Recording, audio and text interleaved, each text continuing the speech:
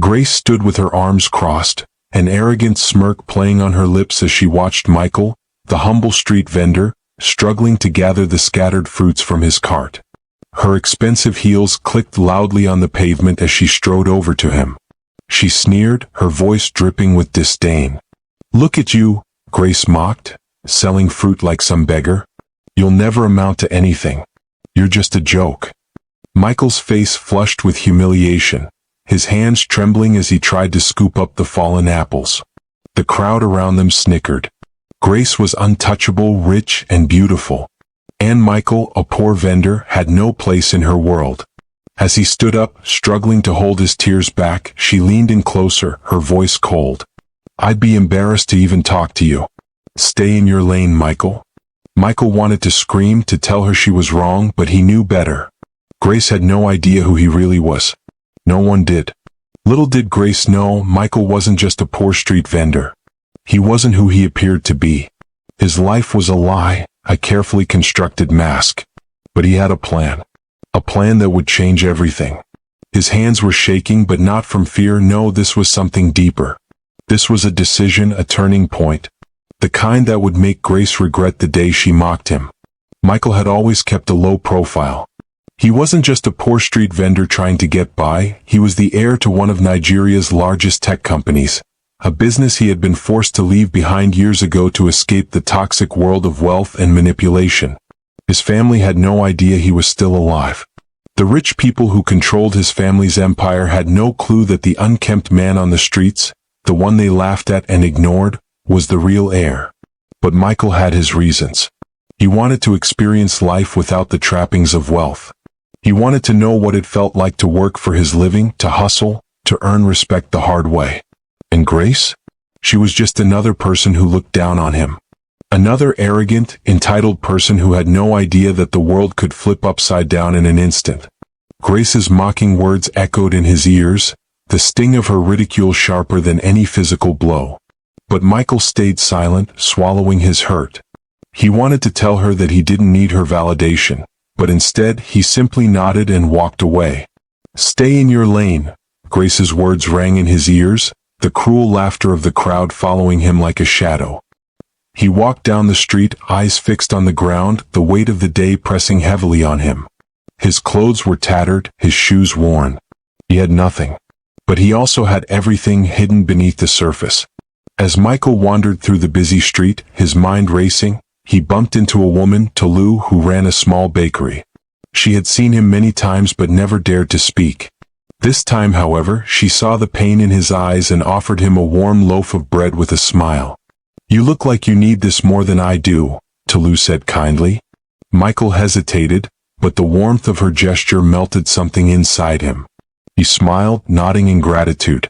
"Thank you," he said, his voice shaky. Tolu's small act of kindness meant more to him than she would ever know.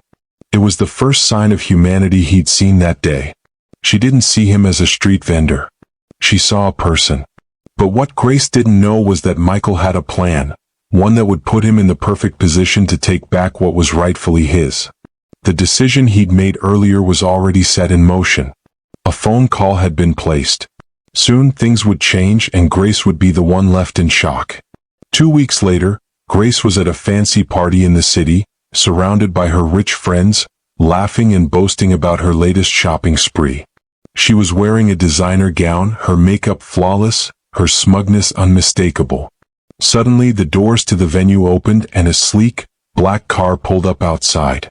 The crowd went silent as the sound of a private jet's engines roared overhead. Grace's eyes widened as she saw a figure step out from the car, a man in a tailored suit, his eyes hidden behind dark sunglasses. The man walked through the crowd with an air of confidence that silenced the entire room. He paused right in front of Grace. She stared at him, her mind racing. She could have sworn she recognized him, but no, it couldn't be. "Michael?" she whispered in disbelief, her voice barely audible. Michael smiled, the same humble man she had mocked just weeks ago. But now he stood before her like a king.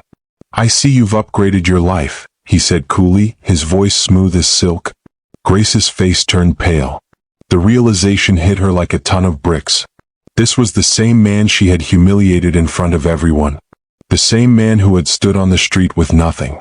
Grace's jaw dropped as Michael revealed his true identity. He wasn't just a street vendor.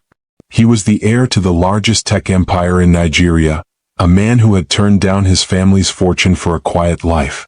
And now he was back, not to claim what was his, but to teach Grace a lesson in humility. You should never judge someone by the clothes they wear or the place they stand, Michael said, his tone cold. Your words, they will haunt you. As the party continued in stunned silence, Michael made sure Grace was left in the spotlight, her wealth now looking shallow and meaningless compared to his quiet power. He'd arranged for her to lose her status, her privileges stripped away in an instant. No one was laughing now. Grace stood there, humiliated as the guests, one by one, turned their backs on her. The people who had once fawned over her now saw her for what she truly was, an arrogant, superficial woman who had thought she was untouchable. Meanwhile, Michael left the party with Tolu, who had been at his side all along, believing in him when no one else did. He had proven his point. But more than that, he had found something far more valuable than money, respect, kindness, and the strength to never let anyone define him. Grace stood frozen in disbelief, her mind racing as Michael's words echoed in her ears. He's the heir? The man she had mocked, belittled, and discarded? He was the one she had humiliated in front of the whole city. A humble street vendor, now standing before her like a king. Her palms were sweaty, her heart racing in panic. She tried to speak, but no words came out. Michael stood tall and poised, a stark contrast to the trembling woman before him. The crowd had fallen silent, the party now feeling like a suffocating pressure chamber. You didn't believe in me then, Grace? Michael continued, his voice smooth, cutting through the tension like a knife. But today you'll learn what happens when you look down on people without knowing their story.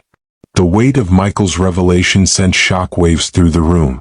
The guests, who had once worshipped Grace's wealth and status, now whispered among themselves, their gazes shifting uncomfortably between her and Michael. Grace's designer gown felt suddenly insignificant, her carefully crafted image crumbling at the seams. Michael, please, I didn't, Grace started, but her words faltered, the shame burning through her.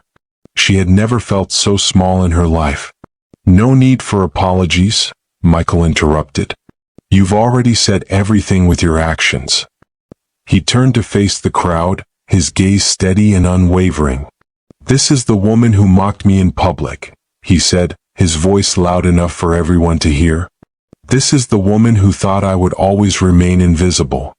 Michael let the silence hang in the air, the eyes of the room now on Grace, waiting for her to speak, to defend herself. But she was speechless, her chest tightening as the reality of the situation settled in.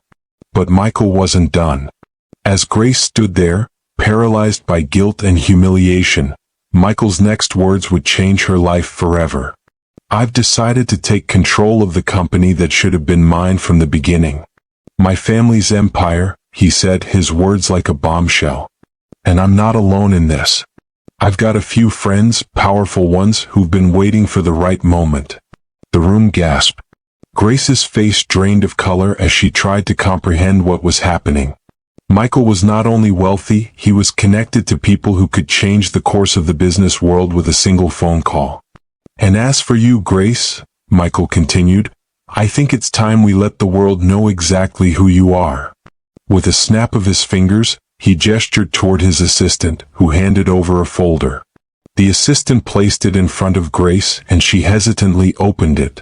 The first page contained photos of Grace's numerous illicit business dealings, bribes, shady investments, and underhanded tactics she had used to rise to the top. Michael had dug deep into her past. Grace's blood ran cold. She had thought her secrets were safe, but she was wrong. You've built your empire on lies, Grace, Michael said, his voice calm. And now it's time for it to crumble. As Michael spoke, he noticed a familiar face in the crowd, Tolu, the woman who had shown him kindness that fateful day. She was standing in the back, watching the scene unfold.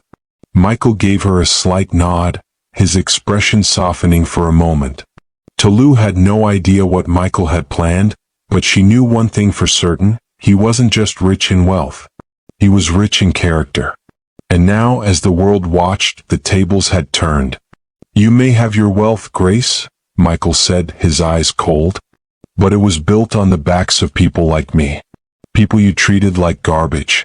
And now your empire will crumble, and it will be built again, not on lies, but on respect and integrity."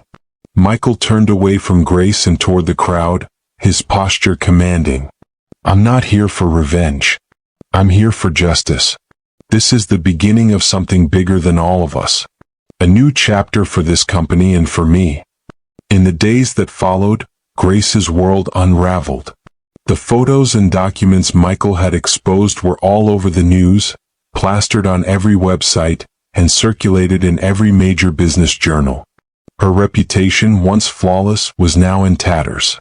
Investors pulled out, clients backed away, and even her most loyal employees deserted her. The shock of losing everything was unbearable. She had gone from being the queen of the city's elite to a pariah, a woman no one could trust. But it wasn't just her money that was slipping through her fingers, it was her power, her control, her identity. Grace tried to fight back, to salvage what was left of her empire, but the more she tried, the deeper she sank. Michael had outmaneuvered her at every turn. What she had once thought was a secure position in life was now a crumbling foundation. Meanwhile, Michael's life flourished. His company rose to new heights, built on a foundation of honesty, respect, and hard work. He didn't seek revenge, he sought change. Toulouse stood by his side, her belief in him never wavering. The kindness she had shown him was rewarded in ways neither of them had expected. And then, in a quiet moment, Michael approached Toulouse as they stood on the balcony of his new office, overlooking the city skyline. "You know," he said, his voice soft, "I didn't expect this to feel so right. Helping people, building something real. It's different from what I thought I wanted." Toulouse smiled, her eyes full of admiration. "You didn't need to be a billionaire to make a difference, Michael. You already had the power. You just had to realize it." As for Grace, her downfall was swift and unforgiving. She tried to salvage her reputation, but the damage was done.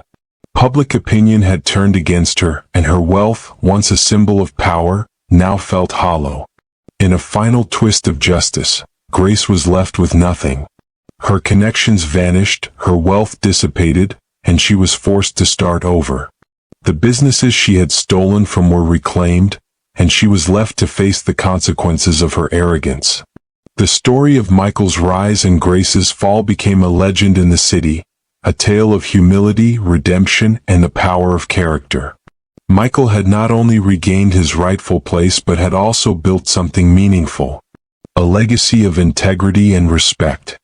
And as for Grace, she learned that no amount of wealth or status could shield you from the consequences of your actions. In the end, it was kindness, hard work, and humility that had won. True power doesn't lie in wealth or status. It's found in integrity, in treating people with respect, and in the courage to be who you truly are. The world may mock you, but in the end, it's your character that will define you. What are your thoughts on this story? Please leave your comments, like, and share this story to your loved ones.